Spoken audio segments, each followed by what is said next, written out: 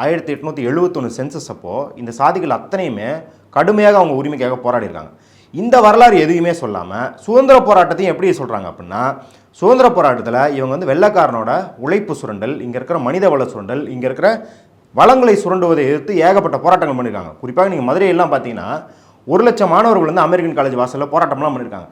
இந்த வரலாறு ஆனால் எப்படி திரிக்கிறது அப்படின்னா, வெள்ளைக்கார சங்கர்த்தம் அப்படிங்கிற மாதிரியான ஒரு இன்னைக்கு வந்து அருவாள் கலாச்சாரத்துக்கு உடந்தை போகிற மாதிரியான ஒரு வரலாற்றை திரிக்கிறது.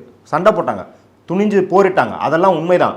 ஆனால் அதுக்கு ஒரு சாதிக்கு ஒரு வரலாறாகவும் என்ன பண்ணுறீங்க அப்படின்னா, மதுரைக்கு எவ்வளோ சிறப்பு இருக்குது, திருநெல்வேலிக்கு எவ்வளோ சிறப்பு இருக்குது. மதுரை வந்து சங்கம் வச்சு தமிழ் வளர்த்த ஊர். வைகைநகி நாகரம்னு சொல்லிட்டு 2000 வருஷத்துக்கு முன்னாடியே ஒரு பெரிய அர்பன் சொசைட்டியை உருவாக்கின ஒரு சாம்ராஜ்யம் இருந்தது.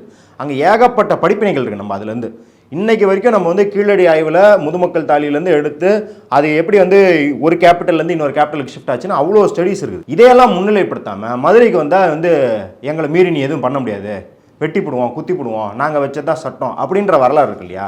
இந்த வரலாறை இளைஞர்கள் மத்தியில் திணிப்பதற்கு ஒரு முக்கிய பர்பஸ் இருக்குது.